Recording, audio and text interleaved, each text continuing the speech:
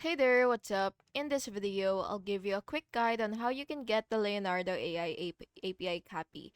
So this is really useful if you want to integrate Leonardo AI into other apps, automate tests, or access AI features programmatically.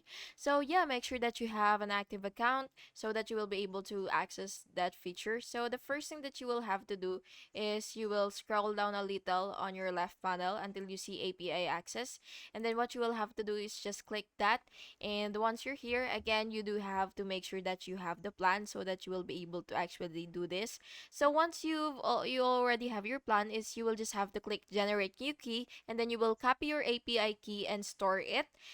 And of course, make sure to store it safely and treat it like your password and never share it publicly. Some integrations require you to set permissions or usage limits for key, so you will just have to adjust all this according to your needs. And yeah, that's basically just it. And by the way, you have to keep track of your API usage to avoid hitting limits and always use secure storage.